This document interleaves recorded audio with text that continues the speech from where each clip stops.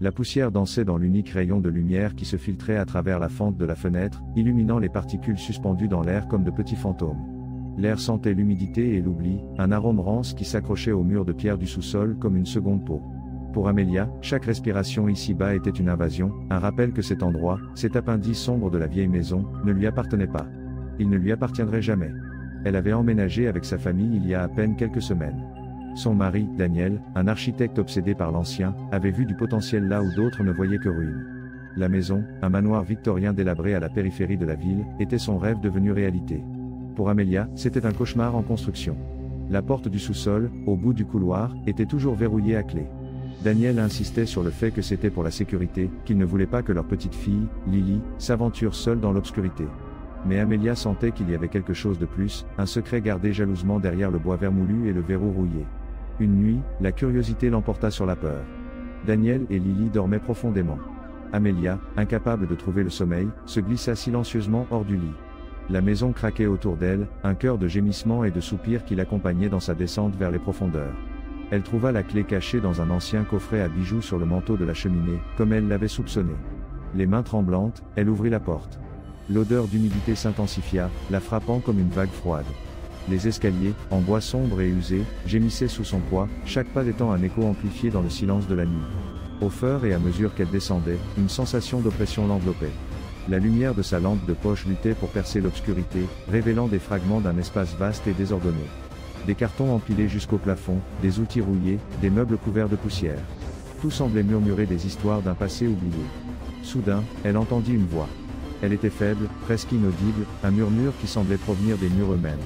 « Tu n'aurais jamais dû descendre ici. » Le cœur d'Amélia fit un bond.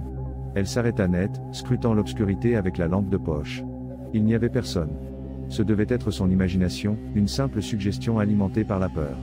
Elle continua d'avancer, poussée par une force qu'elle ne comprenait pas. La voix devint plus forte, plus claire, comme si elle était juste derrière elle. « Pars. Avant qu'il ne soit trop tard. » Un frisson parcourut son épine dorsale. Elle regarda à nouveau autour d'elle, prise de panique. Les ombres semblaient bouger, se tordre, adopter des formes grotesques. Elle sentit une présence invisible la traquer, l'observant depuis l'obscurité. Au centre du sous-sol, elle trouva une pièce séparée, avec une porte encore plus ancienne et délabrée que la principale. Elle était fermée par un cadenas épais et rouillé. La voix semblait émaner de derrière cette porte, une lamentation silencieuse et désespérée. « Libérez-nous !» Amélia ressentit un besoin impérieux d'ouvrir cette porte, de découvrir le secret qui se cachait derrière elle. Mais la peur la paralysait. Elle savait qu'en le faisant, elle pourrait déchaîner quelque chose de terrible, quelque chose qui la détruirait elle et sa famille. Soudain, elle entendit un bruit en haut. Des pas précipités dans les escaliers. La voix de Daniel, criant son nom. « Amélia. Qu'est-ce que tu fais ici ?» Prise de panique, Amélia tenta de fermer la porte du sous-sol, mais quelque chose l'en empêcha. Une force invisible la poussait, l'entraînait vers l'obscurité.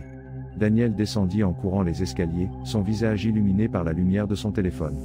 Il vit Amélia se débattre avec la porte, son visage pâle et terrifié. « Amélia, lâche-la. Qu'est-ce qui ne va pas ?» Il tenta de la tirer, mais c'était comme si elle était collée à la porte. La force qui la retenait était trop grande. Soudain, la porte s'ouvrit en grand, révélant une obscurité encore plus profonde que celle du sous-sol. Une odeur nauséabonde sortit de la pièce, remplissant l'air de l'odeur de chair pourrie et de soufre. Daniel recula, horrifié. Ce qu'il vit à l'intérieur de la pièce le poursuivrait pour le reste de ses jours. Des figures spectrales, tordues par la douleur et la torture, se traînaient vers la lumière. C'étaient les âmes de ceux qui étaient morts dans la maison, piégés dans un cycle éternel de souffrance.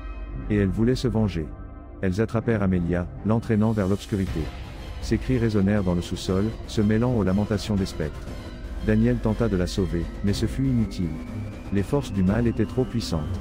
La porte se referma violemment, scellant Amélia pour toujours dans l'abîme sous l'escalier. Daniel s'enfuit de la maison, emmenant Lily avec lui. Ils ne remirent jamais les pieds dans cet endroit maudit. Mais le souvenir d'Amélia, de ses cris étouffés dans l'obscurité, le hanterait à jamais. Et chaque nuit, en fermant les yeux, il entendrait la voix qui murmurait depuis le sous-sol, « Merci.